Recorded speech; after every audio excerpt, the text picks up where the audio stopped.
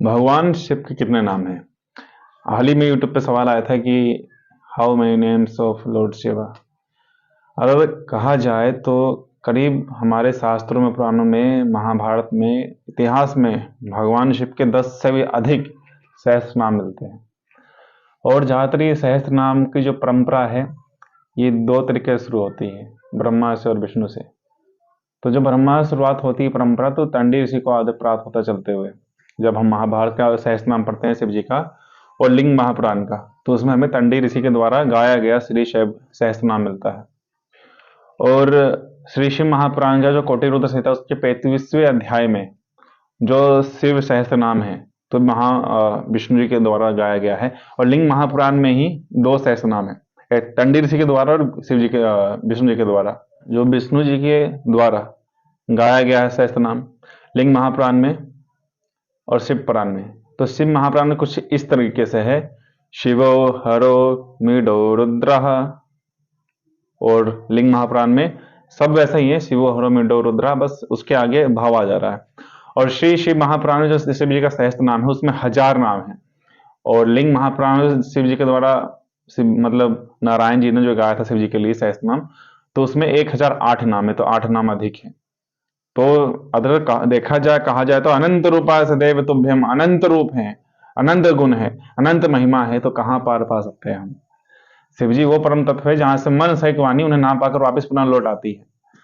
तो इसलिए अगर हमें वो परम तत्व समझना है तो हमें शास्त्र का अध्ययन करना पड़ेगा। कई सारे शास्त्र हैं, जैसे कि एक ये है श्री शिव स्तोत्र रत्नाकर, तो इसमें जो शिव सहस्त्र नाम है ये रहा, स्थिर स्थान प्रभु भीमा प्रभावो वर्दो वड़ा। तो ये वाला जो है तंडी ऋषि के द्वारा गाया गया है, जो लिंग महापुराण में मिलता है और महाभारत में भी है। बस कुछ इसमें जो होते हैं श्लोक, कुछ कभी कभार नीचे आता, कभी कभार ऊपर, क्योंकि उसका एक एनर्जी और प्रभाव अलग अलग होता है अपना, सबकी मनोकामनाओं के अनुसार वो अपने तरीके से इस शिव सहस्त्रनाम का पाठ कर सकते हैं। लेकिन मेरा मानना यह है कि अगर आप कुछ पाना ही है तो क्या फायदा पाके, नश्वर चीजों को पाके। इससे अच्छा है शिव का अन्य भाव से मनन चिंतन करिए। अगर शिव का सहस्त्र नाम कोई साधना वादना में करनी है तो उसे भी निष्काम भाव से करिए, वो ज्यादा अच्छा रहेगा।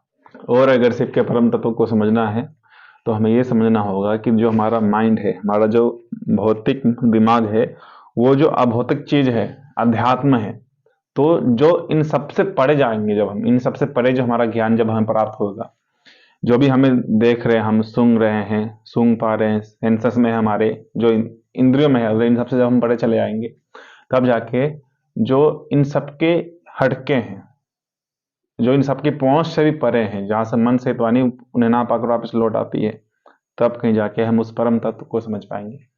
इसीलिए उन्हें समझने के लिए उन्हीं के ध्यान में लगना होगा, समझना होगा कि क्या है, थोड़ा समय देना पड़ेगा, हो सकता है।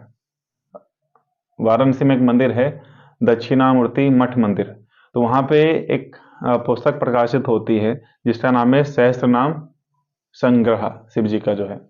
तो उसमें 10 शिव जी के सहस्त्र नाम है, जो महाभारत पद्म पुराण में भी है। पद्म पुराण से लिया गया, महाभारत से लिया गया, लिंग महापुराण से लिया गया, ऐसे पुराण से लिया गया। लिंग महापुराण में 2 है। लिंग महापुराण के अंदर जो शिव महापुराण आता है तो 2 तरह का है, तो इसीलिए आप उसे ले सकते हैं।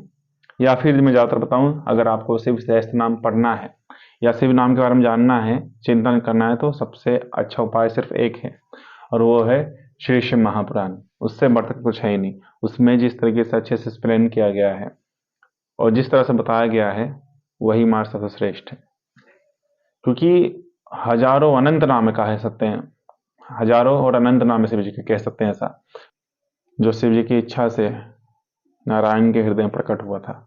तो उस परम ज्ञान, उस परम नाम सहस्त्र नाम को नारायण जी ने गाया, तो वही सर्वश्रेष्ठ है। और अगर हमें पाठ करना भी चाहिए किसी सहस्त्र नाम का, तो शिव महापुराण, श्री शिव महापुराण से ही पढ़ना चाहिए, जो कोटि रुद्र संहिता में 35वें अध्याय में कहा गया है नारायण जी के द्वारा। शिव शिव।